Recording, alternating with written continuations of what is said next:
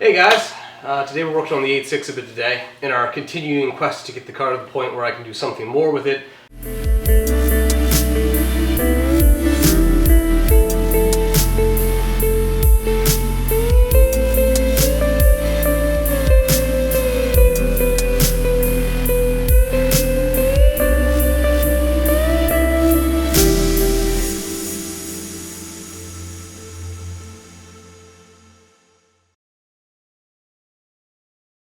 We're trying to do your big brake kit, but to do that we have to build the rear end, and if I'm building the rear end I have a new fuel tank back here behind me. We're going to do the fuel system, so one thing leads to three and they're not small items, but that's good. It's encouraging us to get progress done.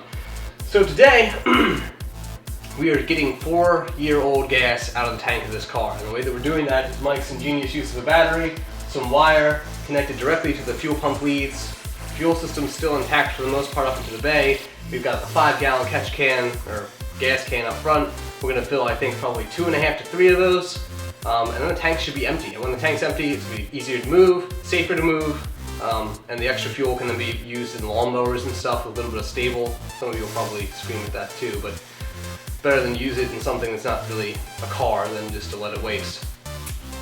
You guys can't see, but we have a fire extinguisher on our right and another one outside this room here, so if we do have any kind of mishaps, we're ready to go with that. And then the electrical system here is just 2 wires, very easy to disconnect. So Mike's gonna probably shoot you in the engine bay and we'll get started. It's gonna be a pretty short video. Okay, so what we have here is the main fuel line, the feed, and we have a piece of hose that runs into a gas can that we're going to fill. As soon as we connect power to the fuel pump, that will fill up, and then we'll switch out another gas can when that gets full. And you want to make sure you put a hose clamp on here. We don't have one on it right now and it's leaking a little bit, so we're gonna have to put a hose clamp on there. Ta-da! We're ready for that. Okay, so here is the fuel pump wiring.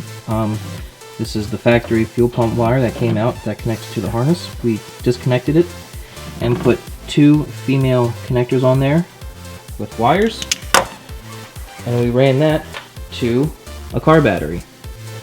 Now, I'm ready here. To turn the pump on, all you have to do is connect these wires, and then if you hear the pump turn on but nothing comes out, then you might have the wires mixed up, because you can put these on either way and I'll make the pump go one way or another. So now that there's power, the pump is pumping. Working perfect.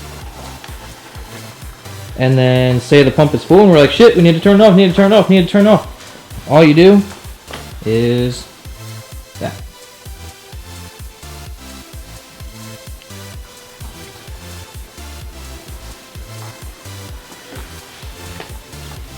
Freddy, I want you up here. That's some high quality 4-year-old gas. It was 94 octane. Nice. That's spilled it everywhere. And then we are going to do this until either we run out of gas or the battery dies. Hopefully we run out of gas first. So we are really running low on fuel, which is a great sign. Now you're not going to get your tank completely empty this way. There is a drain cock, drain plug, not peacock, I think a peacock. But drain cock. Petcock. Petcock, thank you. That's what a radiator. There's a drain plug on the tank on this car that you can pull off, but if you have a full tank or a half full tank like I did, you wouldn't want to mess with it. Mike, I'm pretty content with that. Kill it. Okay. So we're not really worried about burning that pump up a little bit either, because we're actually, let it keep going, Mike. Keep finding more fuel. We're putting a Wallbro on this car, and as far as I know, this has got the original fuel pump, so we're not really worried about killing it.